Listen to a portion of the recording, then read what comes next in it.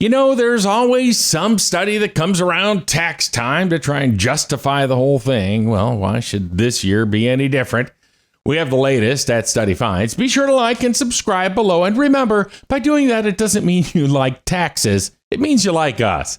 Okay, now are we supposed to believe that if it wasn't for taxes and farming, civilization wouldn't exist? Okay, let's check out this argument. I get farming. So once humans discovered farming, the common school of thought was that they no longer had to forage for food every day. To manage fertile lands and the surplus of food, humans began to create complex hierarchical societies.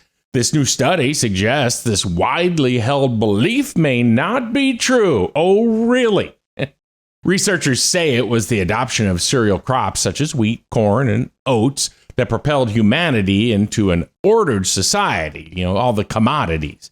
This international team suggests that because people harvest and store cereal crops in other areas, they are an easy tool to collect as taxes than root crops that are less storable. Okay, this debunks the theory that high land productivity on its own did not lead to the formation of tax levying states.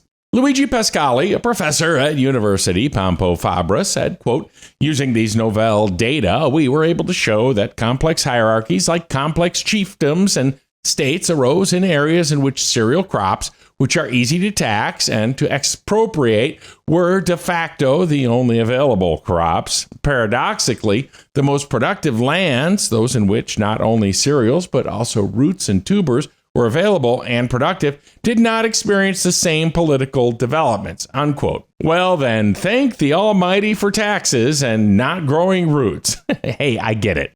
We have to pay for things, but the waste can really get frustrating.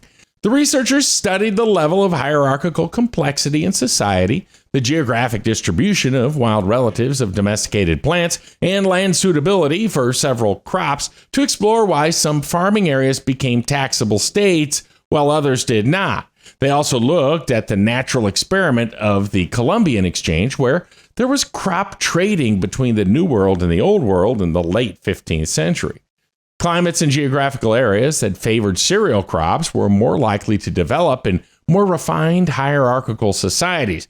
However, if farming produced a lot of roots and tuber crops, which aren't easy to store and keep fresh, they wouldn't be suitable items for tax collection. Now remember, to collect taxes actually took the crops back in those days. This likely explains why some areas showed slow economic development towards a hierarchical society.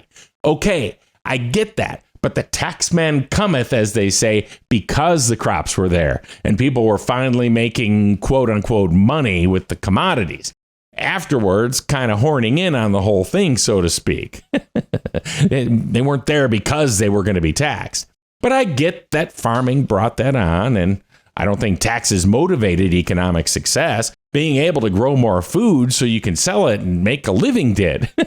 So bottom line, I think, yes, civilization was all about farming, but taxes were just a way for someone to make money off someone else's hard work. Taxes or not, people would still make and sell the goods, right? I think so. I'll let you all argue about what's too high or too low when it comes to taxes. That'll get me in trouble here.